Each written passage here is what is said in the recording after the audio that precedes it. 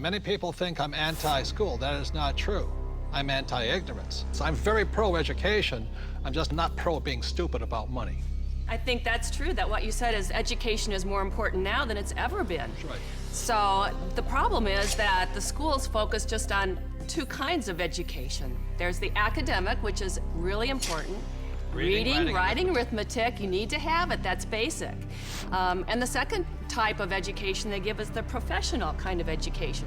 So if you want to be a lawyer or an accountant or a teacher, then you need to go to school and get those certifications.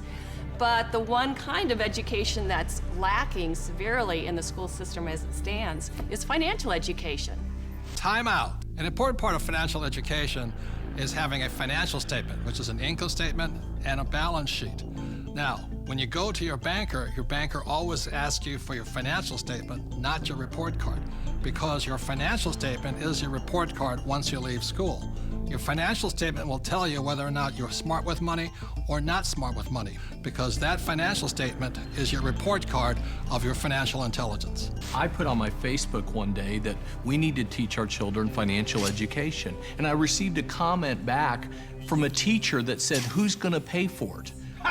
We're all gonna pay for it if we don't start educating our children in school. This is a very hot subject, but our schools are training people to be employees, to work for the rich. The second thing I don't like about school is how dare they label a kid as smart or stupid at an early age. The reason I'm sensitive to that is because I was labeled stupid right off the start. And it wasn't that I was stupid. I was bored and I was not interested, and it was none of the subjects I wanted, and nobody could tell me how I was going to use calculus. I kept asking my teacher, how am I going to use calculus? And they couldn't tell me. Are they training to be an employee, or are they training to be street smarts? See, my poor dad was school smart, my rich dad was street smarts, and I'd rather be street smart today. Well, there's a total lack of practical education is really what you're talking about. And I found that. I'm an accountant. I have a master's degree. And you're an A student, right? And I'm an A student. We'll forgive you. So, thank you. But when I went to school, the only financial education I got was specific to my profession. Okay, there was no general financial education. I could have gone all through, gotten a master's degree, got a PhD in my field without any specific financial education about how to handle myself once I got out of school. Right, and people say to me, well, I learned economics in school.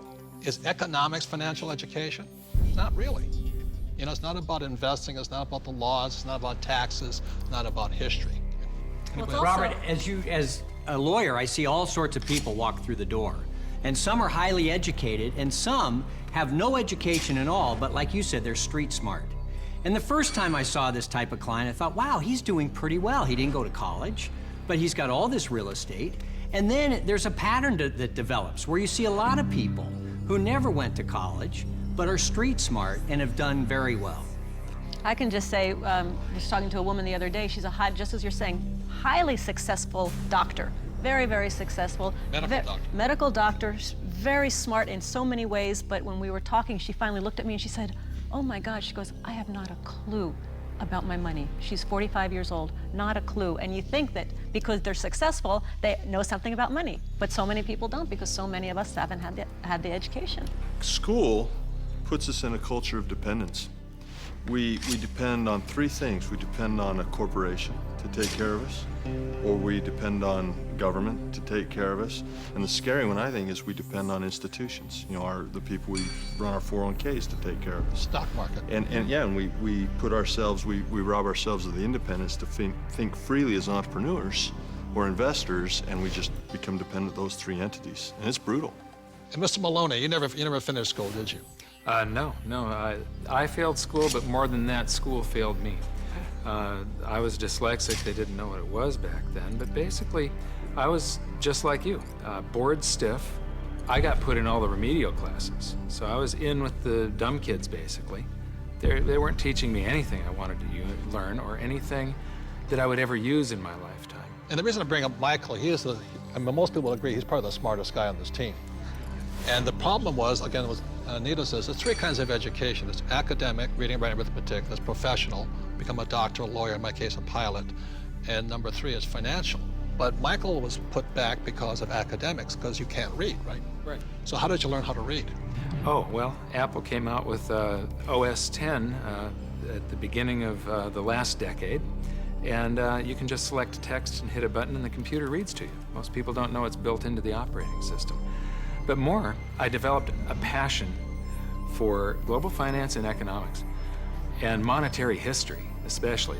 And passion drives you. Now we can't shut them up anymore. So I'm gonna blame Apple for that. School is a solo game. I didn't do well in school. I did very well in sports. And in sports, you learn to compete. You learn to deal with pressure, teams, goals. And school is more so individually. I'm competing against everybody, and teamwork is cheating in school. Some of us cheated better than others. And I'll just say last thing about school and money, which is a sacred cow. One of the things that really upsets me about schools and money is this. In America, schools are based upon real estate tax. In other words, if you come from a rich neighborhood, the real estate tax pays for better schools. If you're from a poor neighborhood, you get less money. So anytime somebody tells me schooling is about being fair, that is, when I look at the numbers side of it, is if you're poor, you're getting the worst possible education. And to me, that is cruelty. So how does a person learn about money? How does a person increase their financial intelligence? This diagram, called the cone of learning, provides some interesting clues. The cone of learning was created by an educational researcher named Mr. Dale in 1969. And what he found is that the worst way to learn is by reading or listening to a lecture. And the best way to learn is at the top, which is simulations or games, and then doing the real thing. The interesting thing is my poor dad, who was good at school, thought that reading and lecture was the best way to learn. My rich dad taught me to be a rich man at the top of the cone. He taught me using the game of Monopoly. You know, 4 greenhouses, 1 red hotel. 4 greenhouses, 1 red hotel. And then we went out and did the real thing. So one of the ways, if you want to learn without much risk, is by simulations, play games. The reason my wife and I created the Cashflow Game was so that you could play and learn physically, mentally, emotionally, but make a lot of mistakes with play money. So how many people in this room have made financial mistakes? You know, the only thing we were ever taught was maybe how to balance a checkbook, how to have a savings account, those basics. Financial education is like learning another language. Yeah. You know, when you learn real estate, it's a different language than stocks. It's a different than entrepreneurship or commodities, oil or gold. I say this all the time in Mexico. If you learn English, you can do business with the whole world. When you learn to speak the language of money, it opens up a whole new world. Yeah. And unfortunately, in our school systems, we don't teach the language of money. We teach people the language of becoming a doctor, lawyer, or an employee.